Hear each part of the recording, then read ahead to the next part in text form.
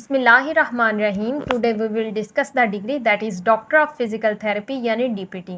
Introduction और definitions में हम इस डिग्री को अंडरस्टैंड करेंगे कि इसमें क्या होता है और ये किससे रिलेटेड है। एलिजिबिलिटी क्राइटेरिया देखेंगे कि कितने परसेंट मार्क्स वाला स्टूडेंट इस डिग्री के लिए एलिजिबल है। फ़ीस स्ट्रक्चर देखेंगे, गवर्नमेंट और प्राइवेट सेक्टर में इसका फ़ीस स्ट्रक्चर क्या है। जॉब अपॉर्चुनिटीज़ देखेंगे, इसका स्कोप और सैलरी देखेंगे। डॉक्टर ऑफ फिज़िकल थेरेपी यानी डीपीटी ये एक 5 साला डॉक्टरल लेवल डिग्री है, प्रोफेशनल डिग्री है। इसमें डॉक्टर्स क्या करते हैं, फिज़िकल पेन, इंजरीज़ या मोबिलिटी लिमिटिंग कंडीशंस को ठीक करते हैं। कैसे करते हैं? By applying specialised management plans and therapies.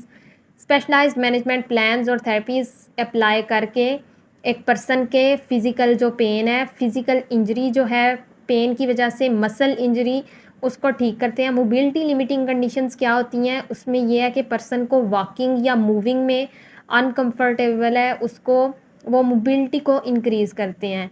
इस डिग्री में होता क्या है, 5 साल क्या पढ़ाया जाता है? 5 साल में एक स्टूडेंट को, एक पर्सन को इस काबिल बनाया जाता है कि वो इंसान की जो फ़िज़िकल पेन, इंजरीज़ वगैरह हैं, उनकी अगर कोई सर्जरी वगैरह करनी है तो वो कर सके। A graduate level professional degree that equips individuals with the knowledge, skills and clinical expertise to become qualified physical therapist। यानी कि जो 5 साल ग्रेजुएट लेवल डिग्री है उसमें एक इंडिविजुअल को इस काबिल बनाते हैं, उसको नॉलेज देते हैं, स्किल्स सिखाते हैं, लैब्स में वर्क करवाते हैं और क्लिनिकल एक्सपर्टीज़ उसको ट्रेनिंग भी देते हैं कि एक कैसे क्वालिफाइड फिज़िकल थेरेपिस्ट बन के लोगों का इलाज करना है। नेक्स्ट हम इसके एलिजिबिलिटी क्राइटेरिया की बात करते हैं, तो वो है कि इंटरमीडिएट में साइंस के साथ एफएससी प्री मेडिकल का होना लाजमी है। देन मिनिमम क्राइटेरिया जो अप्लाई करने का है वो 60% मार्क्स होने चाहिए इंटरमीडिएट में। एंट्री टेस्ट यूनिवर्सिटी के अकॉर्डिंग होता है, वो चाहे तो एमसीक्यूज़ दें, इजी दें, टफ़ दें, वो उनकी अपनी मर्ज़ी है। और 80% मार्क्स इसमें एंट्री टेस्ट में होने चाहिए इसमें डिग्री में एलिजिबल होने के लिए, उस यूनिवर्सिटी में एडमिशन लेने के लिए। कॉलेज में भी करवाई जाती है डीपीटी और यूनिवर्सिटीज़ में भी डीपीटी करवाई जाती है। गर्ल्स कॉलेज भी अवेलेबल हैं। अगर किसी को को एजुकेशन से मसला हो, पेरेंट्स को को एजुकेशन से मसला हो, तो गर्ल्स कॉलेज भी हैं और यूनिवर्सिटीज़ भी हैं। फ़ीस स्ट्रक्चर की बात करते हैं तो फ़ीस स्ट्रक्चर में प्राइवेट यूनिवर्सिटीज़ और गवर्नमेंट यूनिवर्सिटीज़ दोनों सेक्टर्स आ जाते हैं। फर्स्ट सेमेस्टर की आलमोस्ट ये 1.5 लाख तक चार्ज कर लेते हैं, क्योंकि इसमें एडमिशन फ़ी भी इंक्लूडेड होती है, ट्यूशन फ़ी और सिक्योरिटी चार्जेस वगैरह, लाइब्रेरी फ़ी वगैरह सारा कुछ इंक्लूडेड होता है। उसके बाद ये 1.5 लाख से कम या ज़्यादा भी हो सकती है, यूनिवर्सिटी पे डिपेंड करता है कौन सा इंस्टीट्यूट है, वहाँ पे फिर उस हिसाब से होगी। 5 साला जो प्रोग्राम है वो 15 से 20 लाख तक बन जाता है। एनुअल फ़ी जो इसकी होती है, जो 1 साल की होती है, उसमें 3 लाख से 3.5 लाख प्लस दोनों सेमेस्टर्स का मिला के पूरे साल की वो एक दफ़ा लेते हैं। उसके बाद जो 5 साल इसका बनता है वो भी ऑलमोस्ट 15 से 20 लाख ही बनता है। ये एवरेज है। यूनिवर्सिटीज़ का अपना हिसाब है, वो कम ले सकते हैं, ज़्यादा ले सकते हैं। गवर्नमेंट यूनिवर्सिटीज़ में ये 1.5 लाख तक 1,20,000 तक एनुअल फ़ी है इसकी। 6 से 9 लाख इसका बनता है। और जो सेमेस्टर फ़ी है उसमें 60,000 कम या ज़्यादा, कहीं पे 47,000, 50 भी है, 60 प्लस भी हो सकती है। और उसके बाद जो इसका 5 साला टोटल जो बनता है डिग्री का, वो 6 से 9 लाख बनता है। प्राइवेट सेक्टर्स में आपको अगर कम मार्क्स हैं तो भी एडमिशन मिल सकता है। गवर्नमेंट सेक्टर में जाने के लिए ज़रूरी है कि आपके 90% प्लस मार्क्स होना। Scope of DPT. The Doctor of Physical Therapy degree in Pakistan offers a growing scope in diverse settings like hospitals, sports centers and private practices.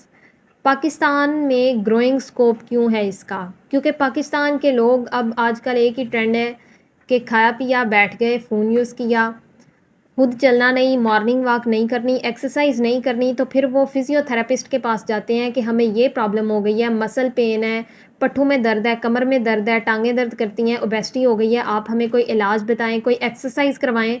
तो ये एक ट्रेंडिंग डिग्री है।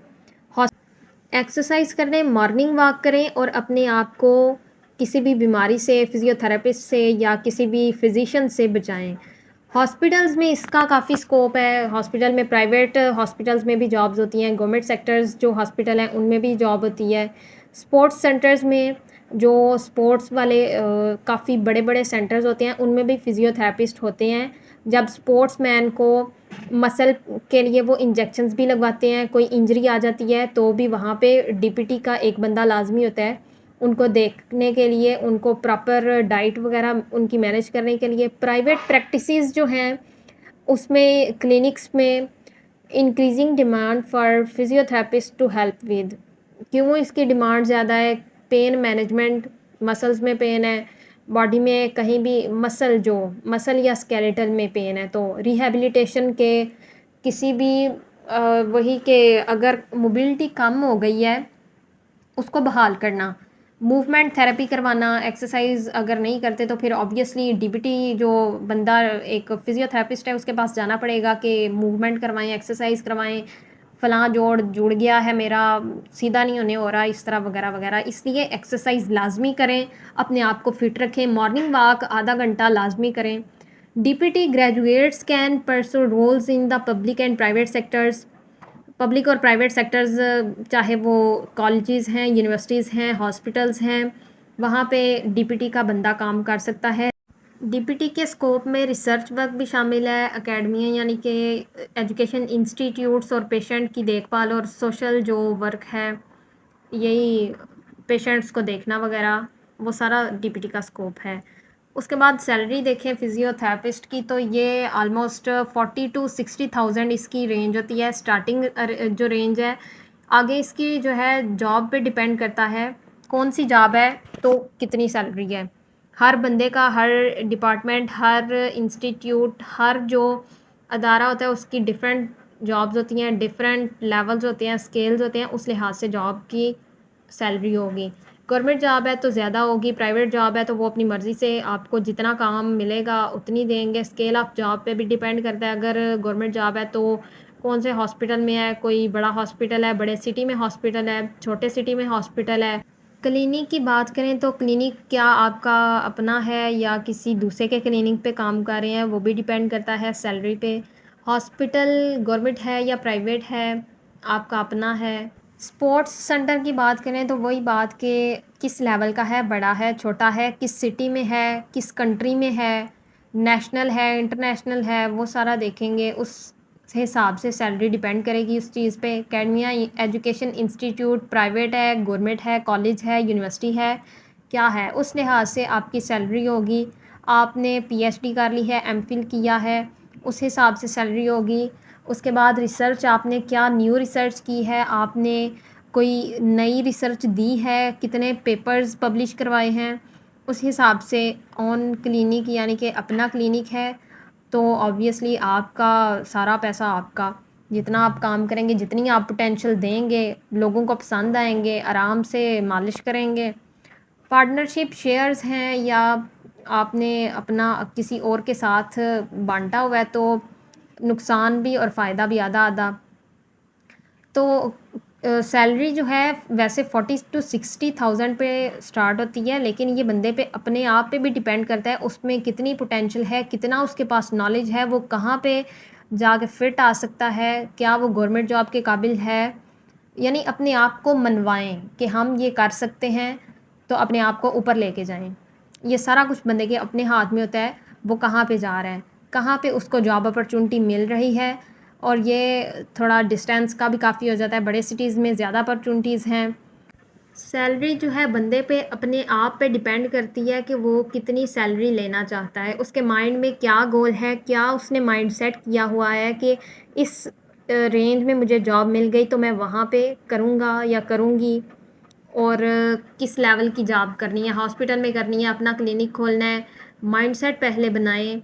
और इंसान का जितना बड़ा माइंडसेट होता है वो उतना ही बड़ा गोल अचीव कर लेता है।